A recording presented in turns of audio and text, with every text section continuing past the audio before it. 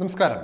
അല്ലു അർജുനെ Hyderabad police arrest ചെയ്തത് ജയിലിൽ അടയ്ക്കാൻ വേണ്ടിയാണോ? പുഷ്പ ടുവിന്റെ ഹൈദരാബാദിൽ നടന്ന പ്രീമിയർ പ്രദർശനത്തിനിടെ തിക്കിലും തിരക്കിലും പെട്ട യുവതി മരിച്ച സംഭവത്തിൽ അല്ലു അർജുനെതിരെ ചുമത്തിയിരുന്നത് വലിയ ജാമ്യമില്ലാ വകുപ്പുകളാണ്.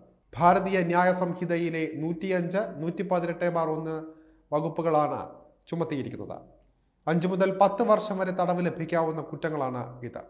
അതേസമയം ഈ കേസുകളിൽ മജിസ്ട്രേറ്റിന് ജാമ്യം നൽകാൻ കഴിയുന്നതാണ്. അതുകൊണ്ട് തന്നെ താരത്തിന് ജാമ്യം കിട്ടുന്നതിൽ മജിസ്ട്രേറ്റിന്റെ തീരുമാനം നിർണായകമാകും. അല്ലു അർജുനെ കോടതിയിൽ ഹാജരാക്കിയിട്ടുണ്ട്. നമ്മളുടെ ഈ മജിസ്ട്രേറ്റിന് മുന്നിലാണ് ഹാജരാക്കുന്നത്. മെഡിക്കൽ പരിശോധന ഒസ്മാനിയ മെഡിക്കൽ കോളേജിലാണ് നടന്നത്. ജൂബിലി ഹിൽസിലെ വസതിയിൽ വെച്ചായിരുന്നു അല്ലു അർജുനെ കസ്റ്റഡിയിൽ എടുത്തത്. പോലീസ് എത്തിയപ്പോൾ അല്ലു അർജുൻ അതൃപ്തി പ്രകടിപ്പിച്ചു എന്നാണ് വിവരം. കിടപ്പമുറിയിൽ നിന്ന് വിളിച്ച് അറസ്റ്റ് രേഖപ്പെടുത്തുന്നത് എന്തിനെന്ന് അല്ലു അർജുൻ ചോദിക്കുകയായിരുന്നു. പ്രാതൽ കഴിക്കാൻ സമയം തരണമെന്ന ആവശ്യത്തോടെ പോലീസ് ഉദ്യോഗസ്ഥരുമായി ചെറിയ വാക്കേറ്റമുണ്ടായി. പോലീസ് അതിന് അനുവദിച്ചില്ല എന്നാണ് സൂചന.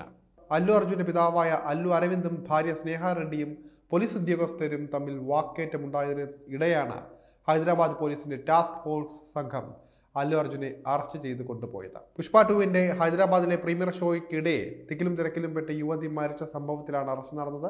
ഹൈദരാബാദ് സ്വദേശിയായ രേവതിയാണ് മരിച്ചത്. ഇവരുടെ 9 വയസ്സുകാരനായ മകൻ ഗുരുതരാവസ്ഥയിൽ തുടരുകയാണ്. അല്ലു അർജുൻ തിയേറ്ററിൽ എത്തുമെന്ന വിവരം ലഭിച്ചതോടെ പരിസരത്തേക്ക് ജനക്കൂട്ടം ഒഴുകിയെത്തുകയായിരുന്നു. തിരക്കേറിയതോടെ ആളുകൾ തിക്കും തിരക്കുമായി. ആൾക്കൂട്ടത്തെ നിയന്ത്രിക്കാൻ പോലീസ് ലാത്തി വീശിയിരുന്നു. അതിനിടയിൽപ്പെട്ടാണ് ഈ സ്ത്രീ മരിച്ചത്. ഒരു കുട്ടിയടക്കം 2 പേർ ബോധം കെട്ട് വീഴുകയായിരുന്നു. ഇവരെ ഉടൻ തന്നെ ആശുപത്രിയിലേക്ക് മാറ്റിയിരുന്നു. അല്ലു അർജുന്റെ സെക്യൂരിറ്റി ടീം വരുത്തിയ വീഴ്ചയാണ് ഇതിന് കാരണമെന്നാണ് ഹൈദരാബാദ് സെൻട്രൽ സോൺ DCP അന്ന് പറഞ്ഞിരുന്നത്. നടൻ സിനിമയുടെ പ്രീമിയറിന് എത്തുമെന്ന് തിയേറ്റർ മാനേജ്മെന്റിന് അറിയാമായിരുന്നുവെങ്കിലും ഈ വിവരം പോലീസിനെ അറിയിച്ചത് അവസാന നിമിഷം മാത്രമാണെന്നാണ് ആരോപണം. തുറന്ന ജീപ്പിലാണ് താരവും കുടുംബവും തിയേറ്ററിലെത്തിയത്. താരത്തെ കണ്ടതോടെ ആളുകൾ തിക്കി എത്തുകയായിരുന്നു.